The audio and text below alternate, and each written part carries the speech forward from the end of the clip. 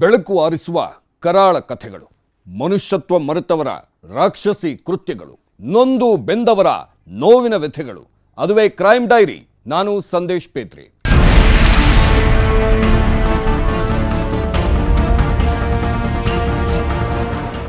ದೇಶಾದ್ಯಂತ ಸಂಸದ ಪ್ರಜ್ವಲ್ ರೇವಣ್ಣ ಮತ್ತು ಅವರಪ್ಪನದ್ದೇ ಸುದ್ದಿ. ಕೇಸ್ ರಿಜಿಸ್ಟರ್ ಆಗಿದೆ, ಎಫ್ಐಆರ್ ಆಗಿದೆ, ಸೀನ್ಗೆ SIT ಎಂಟ್ರಿ ಕೊಟ್ಟಿರೋದೂ ಆಗಿದೆ. ಇಷ್ಟಕ್ಕೂ ಪ್ರಜ್ವಲ್ ಪೆಂಡ್ರೈವ್ ಸಿನಿಮಾಗೆ ಕಥೆ, ಚಿತ್ರಕಥೆ, ನಿರ್ದೇಶನ, ಕ್ಯಾಮ್ರಾ ವರ್ಕ್, ಸೌಂಡ್, ಲೈಟಿಂಗ್ ಎಲ್ಲವೂ ಸಂಸದರದ್ದೇ. ಆದರೆ ಸಿನಿಮಾ ಡಿಸ್ಟ್ರಿಬ್ಯೂಟರ್ಸ್ ಯಾರು, ಅಸಲಿಗೆ ಸಿನಿಮಾದ ಕಾಪಿರೈಟ್ ಹಕ್ಕು ಯಾರದ್ದು, ಇಂತಹ ಪ್ರಶ್ನೆಗಳು ನಿಮ್ಮನ್ನ ಕಾಡುತ್ತಿವೆ ಅಲ್ವಾ? ಇಡೀ ಎಪಿಸೋಡನ್ನು ನೀಟಾಗಿ ಕೂತು ನೋಡಿ.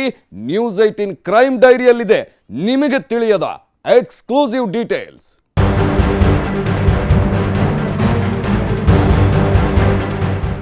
ಪ್ರಜ್ವಲ್ ರೇವಣ್ಣ ಡೈನಮಿಕ್ ರಾಜಕಾರಣಿ, ಈಗ ಲೆಕ್ಕವಿಲ್ಲದಷ್ಟು ನೀಲಿ ಸಿನಿಮಾಗಳಿಗೆ ಫೇಸ್ ಇಲ್ಲದ ಹೀರೋ.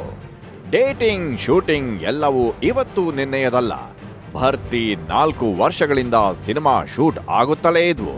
ಕ್ಲಿಪ್ ಮೇಲೆ ಕ್ಲಿಪ್ಗಳು ಮೊಬೈಲ್ನ ಗ್ಯಾಲರಿಯಲ್ಲಿ ಲೋಡ್ ಆಗ್ತಾನೇ ಇದ್ವು. ಅಧಿಕಾರದ ಆಸೆಗೆ, ಮೋಜು ಮಸ್ತಿಗೆ, ಸ್ವಾರ್ಥಕ್ಕೆ, ಹಣದ ಮೋಹಕ್ಕೆ ಬಲಿಯಾದವರೇ ಹೆಚ್ಚು. ತಮ್ಮ ತಮ್ಮ ತೆವಲುಗಳಿಗೆ ಈ ಸಿನಿಮಾದಲ್ಲಿ ನಾಯಕಿಯರಾದವರು ಒಬ್ಬರಲ್ಲ, ಇಬ್ಬರಲ್ಲ. ಹೀರೋ ಒಬ್ಬನೇ ಆದರೂ ಹೀರೋಯಿನ್ಗಳ ಸಂಖ್ಯೆ ಲೆಕ್ಕಕ್ಕೆ ಇಲ್ಲ.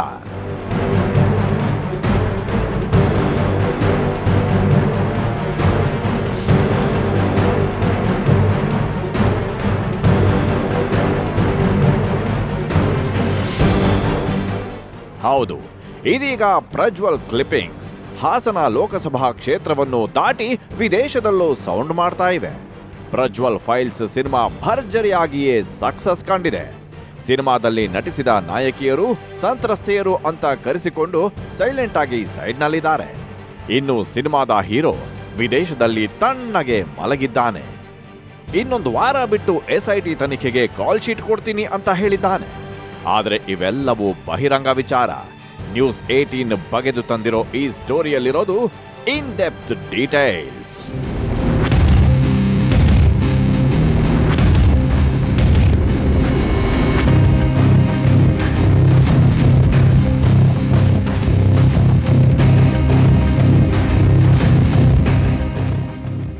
ಇಷ್ಟಕ್ಕೂ ಪೆನ್ ಡ್ರೈವ್ನೊಳಗೆ ವಿಡಿಯೋಗಳು ಲೋಡ್ ಆಗಿದ್ದಾದ್ರೂ ಹೇಗೆ? ಚಟಗ್ರೇಸರ ತನ್ನ ತೆವಲಿಗೆ ತನ್ನ ಮೊಬೈಲ್ನಲ್ಲಿ ಮಾಡಿಕೊಂಡ ಸಿನಿಮಾಗಳು ಹಾಸನದ ಮೊಬೈಲ್ಗಳಲ್ಲಿ ರಾರಾಜಿಸಿದ್ದು ಹೇಗೆ? ಏನಿದು ಪೆನ್ ಡ್ರೈವ್ ಮಸಲತ್ತು? ಇದರ ಹಿಂದೆ ಇರೋ ಕರಾಮತ್ತಾದ್ರೂ ಯಾರದ್ದು? ಯಾವ ಕಾರಣಕ್ಕೆ ಪೆನ್ ಡ್ರೈವ್ ಬೀದಿ ಬೀದಿಗಳಲ್ಲಿ ಬಿಕರಿಯಾಯಿತು? ಕೇವಲ ರಾಜಕೀಯ ಜಿದ್ದಿಗ ಅಥವಾ ಇನ್ಯಾವುದಾದ್ರೂ ಕಾರಣವಿದ್ಯಾ? ಹುಡುಕ್ತಾ ಹೊರಟ News18 ಕ್ರೈಮ್ ಡೈರಿ ಟೀಮ್ಗೆ ಸಿಕ್ಕಿದ್ದು ಮೆಗಾ ಎಕ್ಸ್ಕ್ಲೂಸಿವ್ ಕಂಟೆಂಟ್.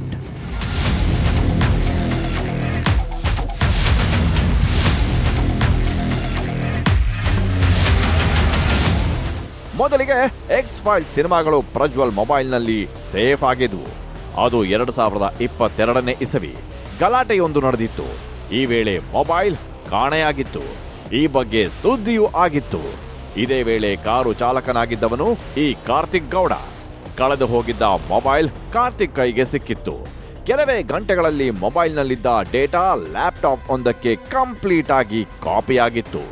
ನಂತರ ಮೊಬೈಲ್ ಕಾರ್ನಲ್ಲೇ ಬಿದ್ದಿತ್ತು ಅಂತ ಹೇಳಿ ವಾಪಸ್ ಕೊಡಲಾಗಿತ್ತು.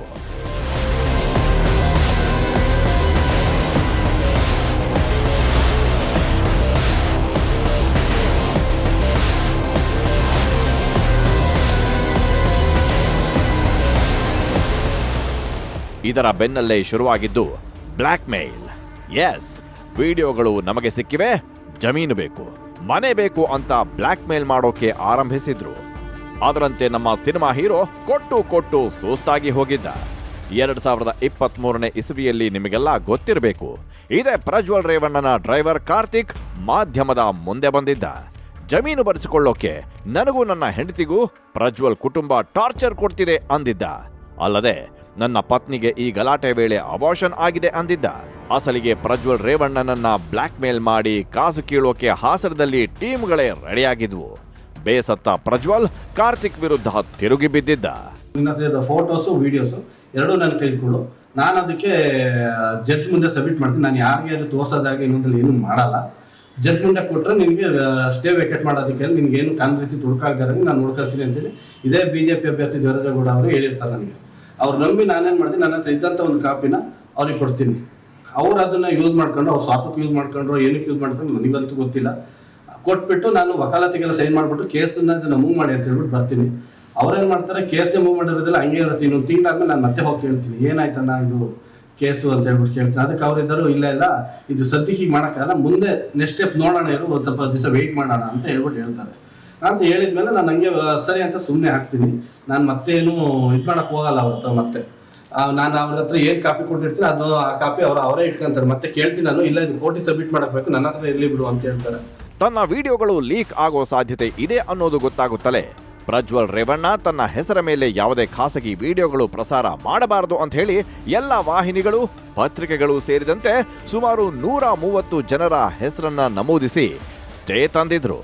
ಈ ಸ್ಟೇ ಕೇಸ್ನಲ್ಲಿ 82ನೇ ಹೆಸರು ಇದ್ದಿದ್ದು ಇದೇ ಕಾರ್ತಿಕ್ ಗೌಡನದ್ದು. ಅಸಲಿಗೆ ಕಾರ್ತಿಕ್ ಗೌಡ ತನ್ನ ಬಳಿ ಇದ್ದ ವಿಡಿಯೋಗಳ ಕಾಪಿಯನ್ನ ಪೆನ್ ಡ್ರೈವ್ಗೆ ತುಂಬಿ ಕೇಸಿನ ಸಲುವಾಗಿ ಬಿಜೆಪಿ ಮುಖಂಡ, ವಕೀಲ, ಶಾಸಕ ಸ್ಥಾನಕ್ಕೆ ಸ್ಪರ್ಧಿಸಿ ಸೋತಿದ್ದ ದೇವರಾಜಗೌಡರ ಕೈ ಸೇರಿತ್ತು. ಸರ್ ದಯವಿಟ್ಟು ಆ ವಿಡಿಯೋ ನೋಡಿ. ಅಲ್ಲಿ ನಾನು ಕಾಂಗ್ರೆಸ್ ನರ್ತಕ್ಕೆ ಹೋದೆ, ನಾನಲ್ಲಿ ಅವ್ರಿಗೆ ನ್ಯಾಯ ಸಿಗ್ಲಿಲ್ಲ, ಹಾಗಾಗಿ ಪೆನ್ ಡ್ರೈವ್ ನನಗೆ ಕೊಟ್ಟೆ ಅಂತ ಹೇಳ್ತಾರೆ. ಅಲ್ಲಿ ಇವನಿಗೆ ಪೆನ್ ಡ್ರೈವ್ ಕೊಟ್ಟದ್ದು ಯಾರು?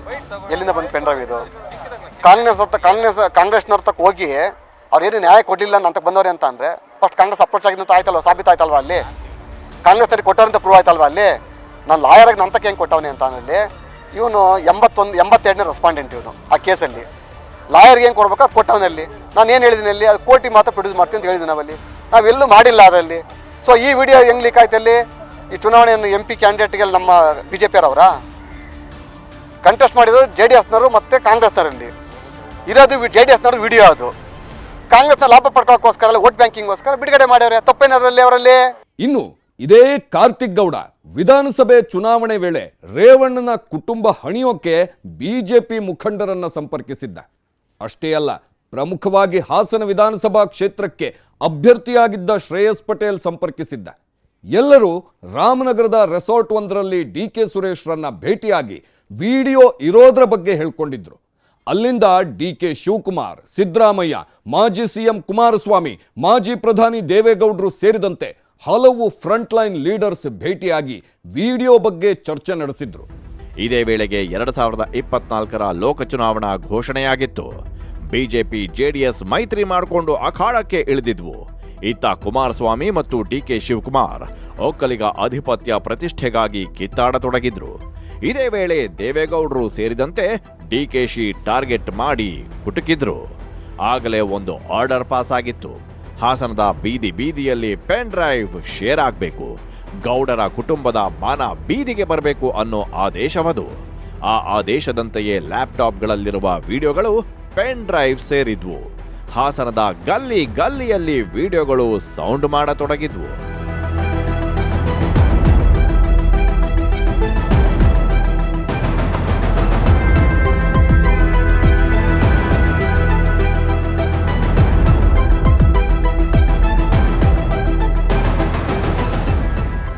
ಚುನಾವಣೆಗೆ 2 ದಿನ ಇರುವಂತೆ ಪೆನ್ ಡ್ರೈವ್ ಹಂಚಲಾಗಿತ್ತು. ಅದ್ಯಾವಾಗ ಪೆನ್ ಡ್ರೈವ್ ಶೇರ್ ಆಗಿದೆ, ನನ್ನ ವಿಡಿಯೋ ಅಂತ ಹಬ್ಬಿಸಲಾಗಿದೆ ಅನ್ನೋದು ಗೊತ್ತಾಗುತ್ತಲೇ ಪ್ರಜ್ವಲ್ ರೇವಣ್ಣ ಜರ್ಮನಿಗೆ ಹಾರಿದ್ರು.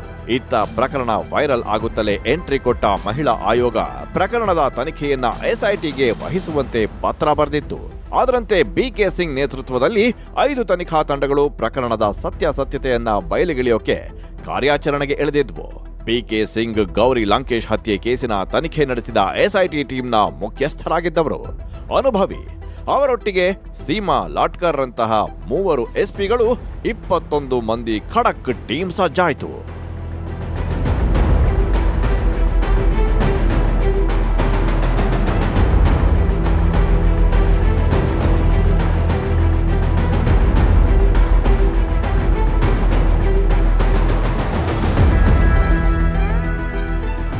ಇತ್ತ ಪ್ರಜ್ವಲ್ ರೇವಣ್ಣ ಅದಾಗಲೇ ಜರ್ಮನಿ ಸೇರಿ ತಂಪಾಗಿ ಕೂಲ್ ಡ್ರಿಂಕ್ಸ್ ಕುಡಿಯುತ್ತಿದ್ರೇನೋ. ಇತ್ತ ಪ್ರಕರಣದ ಹಿಂದೆ ಇವರಿದ್ದಾರೆ ಅನ್ನೋ ಸುದ್ದಿಗಳು ಹರಿದಾಡಿದ್ವು. ನೇರವಾಗಿಯೇ Kumaraswamy pen drive distributor D K. Shivakumar ಅಂತ ಆರೋಪಿಸಿದ್ರು. ಇದೇ ವೇಳೆಗೆ ಪ್ರಜ್ವಲ್ ಎಕ್ಸ್ ಫೈಲ್ಸ್ ಸಿನಿಮಾಗೆ ಇಬ್ಬರು ಹೊಸ ಪಾತ್ರಧಾರಿಗಳು ಎಂಟ್ರಿ ಕೊಟ್ಟಿದ್ರು. ಲಾಯರ್ ದೇವರಾಜೇಗೌಡ ಹಾಗೂ ಪ್ರಜ್ವಲ್ ಮಾಜಿ ಡ್ರೈವರ್ ಕಾರ್ತಿಕ್ ಗೌಡ. ಎಸ್ ವೀಕ್ಷಕರೇ, ಕೇಸಿನ ನಿಮಿತ್ತ ಪೆನ್ ಡ್ರೈವ್ ಕೇಳಿ ಪಡೆದಿದ್ದು ದೇವರಾಜೇಗೌಡ ಅಂತ ಕಾರ್ತಿಕ್ ಅವರ ಮೇಲೆ ಹೇಳಿದ್ರೆ ನನಗೂ ಇದಕ್ಕೂ ಸಂಬಂಧವೇ ಇಲ್ಲ, ಪೆನ್ ಡ್ರೈವ್ ಕಾರ್ತಿಕ್ ಬಳಿಯೇ ಇತ್ತು ಅಂತ ವಕೀಲ ದೇವರಾಜೇಗೌಡ ಹೇಳಿದ್ರು.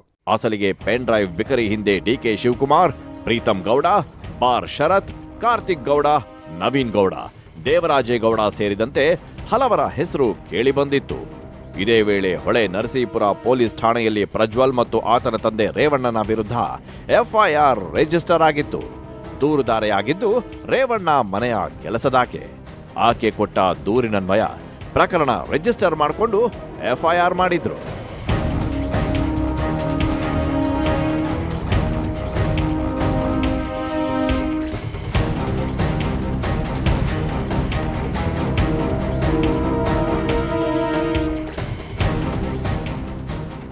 ಅಪ್ಪ ಸ್ಟೋರ್ ರೂಮ್ನಲ್ಲಿ, ಮಗ ಕಿಚನ್ನಲ್ಲಿ ಮೈಕೈ ಮುಟ್ತಾ ಇದ್ರು, ಫೋನ್ ಮಾಡಿ ಅಸಭ್ಯವಾಗಿ ಮಾತಾಡ್ತಾ ಇದ್ರು ಅಂತ ದೂರು ಕೊಡಲಾಗಿತ್ತು. ಇದು ಲೈಂಗಿಕ ದೌರ್ಜನ್ಯ ಕೇಸ್ ಅಷ್ಟೇ. ಆದರೆ ವಿಡಿಯೋದಲ್ಲಿರೋ ಯಾವೊಬ್ಬ ಸಂತ್ರಸ್ತೆಯೂ ಬಂದು ದೂರು ಕೊಟ್ಟಿಲ್ಲ, ಅತ್ಯಾಚಾರವಾಗಿದೆ ಅಂತ ಹೇಳಿಲ್ಲ.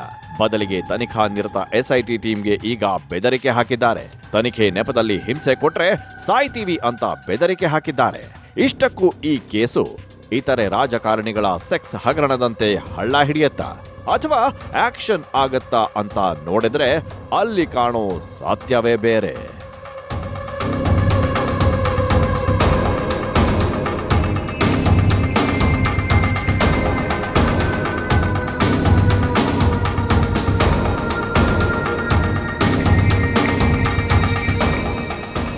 ಒಂದು ಕಡೆ ಎಸ್ಐಟಿ 5 ತಂಡಗಳನ್ನು ಮಾಡಿಕೊಂಡು ತನಿಖೆಗೆ ಇಳಿದಿದೆ. ಮೇ 3ನೇ ತಾರೀಕು ಪ್ರಜ್ವಲ್ ರೇವಣ್ಣ ಭಾರತಕ್ಕೆ ವಾಪಸ್ ಬರ್ತಾರೆ ಅಂತ ಹೇಳಲಾಗ್ತಿದೆ. ಈ ಮಧ್ಯೆ ಎಸ್ಐಟಿ ಸಂತ್ರಸ್ತೆಯರ ವಿಚಾರಣೆ ಮಾಡೋಕೆ ಮುಂದಾಗಿದೆ. ಅಸಲಿಗೆ ಹೇಗೆ ಸಾಗ್ತಾ ಇದೆ ತನಿಖೆ? ಕೇಸು ನಿಲ್ಲುತ್ತಾ ಮಖಡೆ ಮಲಗುತ್ತಾ? ಇಲ್ಲಿದೆ ನೋಡಿ ಡೀಟೇಲ್ಸ್.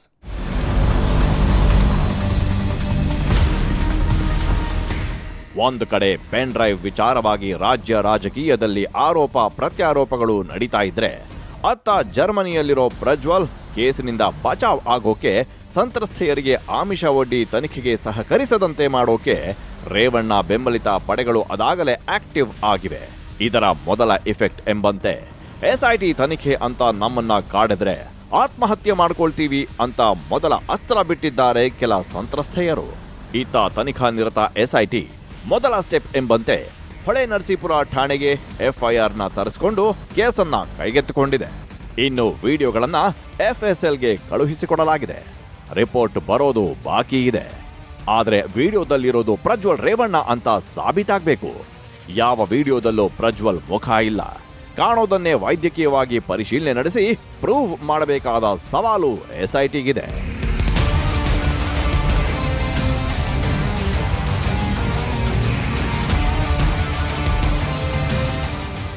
ಪ್ರಜ್ವಲ್ ರೇವಣ್ಣ ಹಾಗೂ ಅವರ ತಂದೆ ಎಚ್.ಟಿ. ರೇವಣ್ಣಗೆ ಎಸ್ಐಟಿ ನೋಟಿಸ್ ನೀಡಿದೆ. ಹಾಸನದ ಹೊಳೆ ನರಸೀಪುರದಲ್ಲಿರೋ ಮನೆಗೆ ನೋಟಿಸ್ ಅಂಟಿಸಲಾಗಿದೆ. ಬೆಂಗಳೂರಿನ ಸಿಐಡಿ ಕಚೇರಿಗೆ ನೀವಿಬ್ರು ಬರಬೇಕು, ವಿಚಾರಣೆ ಎದುರಿಸಬೇಕು ಅಂತ ನೋಟಿಸ್ನಲ್ಲಿ ಉಲ್ಲೇಖಿಸಲಾಗಿದೆ. ಅವರಿಬ್ಬರ ವಿಚಾರಣೆ ನಂತರ ಕೆಲವೊಂದು ಸ್ಫೋಟಕ ವಿಚಾರಗಳು ರಿವೀಲ್ ಆಗೋ ಸಾಧ್ಯತೆಗಳು ದಟ್ಟವಾಗಿವೆ. ಆದರೆ ಇಲ್ಲೊಂದು ಡೌಟ್ ಇದೆ. ಹಾಸನದಲ್ಲಿರೋ ಎಚ್.ಟಿ. ರೇವಣ್ಣ ಬೆಂಗಳೂರಿಗೆ ಬರ್ತಾರೆ ಅನ್ನೋದು ಕನ್ಫರ್ಮ್ ಆಗಿದೆ. ಆದರೆ ಜರ್ಮನಿಯ ಫ್ರಾಂಕ್ಫರ್ಟ್ನಲ್ಲಿರೋ ಪ್ರಜ್ವಲ್ ರೇವಣ್ಣ ಬರ್ತಾರಾ? ಖಂಡಿತ ಸಾಧ್ಯವಿಲ್ಲ. 1 ವಾರ ಗಡುವು ಪಡೆದಿರೋ ಪ್ರಜ್ವಲ್ ಯಾರೂ ಕೂಡ ತನ್ನ ವಿರುದ್ಧ ದೂರು ಕೊಡದಂತೆ, ಹೇಳಿಕೆ ಕೊಡದಂತೆ ಸೆಟಪ್ ಮಾಡಿದ್ದಾರೆ ಅಂತಲೂ ಹೇಳಲಾಗ್ತಿದೆ. ಪ್ರಜ್ವಲ್ ಪೆನ್ ಡ್ರೈವ್ ಕೇಸಲ್ಲಿ ಟ್ವಿಸ್ಟ್ಗಳು ಹೆಚ್ಚಾಗ್ತಿವೆ. ಇದೇ ಕಾರಣಕ್ಕೆ ಇನ್ವೆಸ್ಟಿಗೇಷನ್ ಟೀಮ್ ಕೂಡ ದೊಡ್ಡದಾಗಿದೆ. ತನಿಖೆಯನ್ನ ತೀವ್ರಗೊಳಿಸಿರೋ ಎಸ್ಐಟಿ ಪೆನ್ ಡ್ರೈವ್ ಅನ್ನ ಲೀಕ್ ಮಾಡಿದೋರ ಬುಡಕ್ಕೆ ಕೈ ಹಾಕಿದೆ. ಮೊಬೈಲ್ನಲ್ಲಿದ್ದ ವಿಡಿಯೋಗಳು ಪೆನ್ ಡ್ರೈವ್ಗೆ ಬಂದಿದ್ದ ಹೇಗೆ? ಪ್ರಜ್ವಲ್ ರೇವಣ್ಣ ಕಾರು ಚಾಲಕ ಕಾರ್ತಿಕ್ಗೆ ವಿಡಿಯೋಗಳು ಸಿಕ್ಕಿದ್ದ ಹೇಗೆ?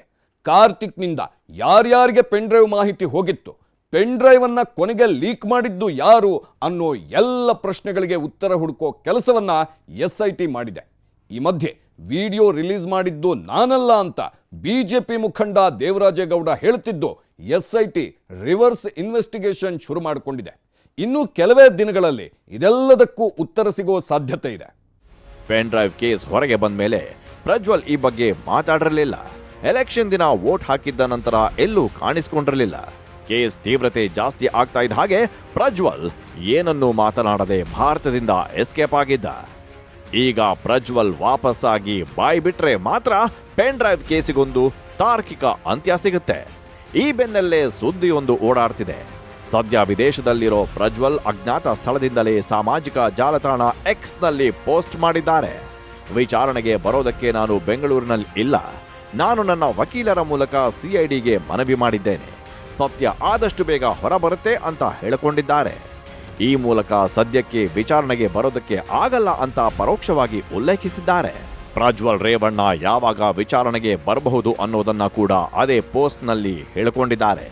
ವಕೀಲರ ಮೂಲಕ ಮನವಿ ಸಲ್ಲಿಸಿರೋ ಪ್ರಜ್ವಲ್ ತಾನು ಬೆಂಗಳೂರಿನಿಂದ ಹೊರಗೆ ಪ್ರವಾಸದಲ್ಲಿದ್ದು ವಿಚಾರಣೆಗೆ ಹಾಜರಾಗೋಕೆ 7 ದಿನಗಳ ಕಾಲಾವಕಾಶ ಇದ್ದು ಬೇರೊಂದು ದಿನದಲ್ಲಿ ವಿಚಾರಣೆಗೆ ಹಾಜರಾಗೋಕೆ ಅವಕಾಶ ನೀಡಬೇಕು ಅಂತ SITಗೆ ಮನವಿ ಮಾಡಿಕೊಂಡಿದ್ದಾರೆ. ಒಂದು ಇವತ್ತು ನಮ್ಮ ಕಕ್ಷಿದಾರರ ರಿಕ್ವೆಸ್ಟ್ ಮೇಲೆ ಅಂದ್ರೆ ಪ್ರಜ್ವಲ್ ರೇವಣ್ಣ ಅವರ ರಿಕ್ವೆಸ್ಟ್ ಮೇಲೆ ನಾನು ಪೊಲೀಸ್ ಅಂದ್ರೆ SITಯ ತನಿಖಾಧಿಕಾರಿಗಳೇನಿದ್ದಾರೆ ಅವರಿಗೆ ನನ್ನ ಲೆಟರ್ನಲ್ಲಿ ಒಂದು ರಿಕ್ವೆಸ್ಟ್ ಮಾಡಿದ್ದೀನಿ. ಏನಂತ, ನಿನ್ನೆ ಅವರ ಮನೆಯಲ್ಲಿ 41A CRPCಯಲ್ಲಿ ಏನು ನೋಟಿಸನ್ನು ಜಾರಿ ಮಾಡಿದ್ರು, ಅಂದ್ರೆ ಅವರ ಮನೆಯ ಗೋಡಿ ಮೇಲೆ ಏನು ಹಾಕಿ ಬಂದಿದ್ರು, ಅದಕ್ಕೆ ಸಂಬಂಧವಾಗಿ ಈ ವಿಚಾರ ಅವರಿಗೆ ನಾನು ತಿಳಿಸಿದ ನಂತರ ಅವರು ನನಗೆ 7 ದಿವಸಗಳ ಕಾಲಾವಕಾಶ ಬೇಕು ಸರ್. ಸೊ ಹಾಗಾಗಿ ಆ ಟೈಮನ್ನು ತಾವು ಕೇಳಿ ನನ್ನ ಪರವಾಗಿ ಟೈಮ್ ತಗೊಳ್ಳಿ ಸರ್ ಅಂತ ಹೇಳಿದ್ರು. ಸೊ ಹಾಗಾಗಿ ಆ ಲೆಟರನ್ನು ಅಂದ್ರೆ ನಾನು ಆ ಕಮ್ಯುನಿಕೇಶನ್ನ CID ಅವ್ರ ಜೊತೆ ಮಾಡಿದ್ದೀನಿ ಅಷ್ಟೇ. ಇನ್ನು SITಗೆ ದೊಡ್ಡ ಸವಾಲೆ ಎದುರಾಗಿದೆ. ಇದು ಹೈಫೈ ಕೇಸು. ರಮೇಶ್ ಜಾರಕಿಹೊಳಿ ಸೇರಿದಂತೆ ಹಲವು ನಾಯಕರ ಲೈಂಗಿಕ ಹಗರಣ ಬಯಲಾದಾಗಲೂ ತನಿಖೆ ನಡೆದಿತ್ತು. ಬಟ್ ಏನಾಯ್ತು ಅನ್ನೋದು ಎಲ್ಲರಿಗೂ ಗೊತ್ತೇ ಇದೆ. ಅಲ್ಲಿ ಮುಖ ಕಾಣಿಸಿಕೊಂಡವರೇ ಬಚಾವ್ ಆಗಿರಬೇಕಾದ್ರೆ ನಮ್ಮ ಕಾನೂನಿನಲ್ಲಿ ಯಾವ ವಿಡಿಯೋದಲ್ಲೂ ಮುಖವೇ ತೋರಿಸದೆ ಮಜಾ ಮಾಡಿದ್ದಾರೆ ಎನ್ನಲಾದ ಪ್ರಜ್ವಲ್ ಪೆನ್ ಡ್ರೈವ್ ಕೇಸ್ ನಿಲ್ಲುತ್ತಾ? ಖಂಡಿತ ಇಲ್ಲ. ತನಿಖಾ ನಿರತ SIT ಟೀಮಿನ ಮುಂದೆ ಸಂತ್ರಸ್ತೆಯರು CRPC 164ರ ಹೇಳಿಕೆ ದಾಖಲಿಸಬೇಕು. ಬಲವಂತ ಲೈಂಗಿಕ ಕ್ರಿಯೆ ಅಂತ ದೂರು ದಾಖಲಾಗಬೇಕು. ಇದೀಗ ಅಪ್ರಾಪ್ತ ಬಾಲಕಿಯರನ್ನ ಯೂಸ್ ಮಾಡಿಕೊಳ್ಳಲಾಗಿದೆ ಅಂತ ಮಹಿಳಾ ಆಯೋಗ ಹೇಳಿಕೆ ನೀಡಿದೆ. ಏನೇ ಆದ್ರೂ ಸಾಕ್ಷಿಗಳು ತುಂಬಾನೇ ಮುಖ್ಯ. ಈ ಕೇಸ್ನಲ್ಲಿ ಸಾಕ್ಷಿದಾರರು ಇವತ್ತು ಹೇಳ್ತೀವಿ ಅಂದು ನಾಳೆ ಕೈ ಕೊಡ್ತಾರಾ ಗೊತ್ತಿಲ್ಲ. ಒಟ್ನಲ್ಲಿ SITಗೆ ಕೇಸ್ ಪ್ರೂವ್ ಮಾಡೋದು ಒಂದು ದೊಡ್ಡ ಸವಾಲೇ ಸರಿ.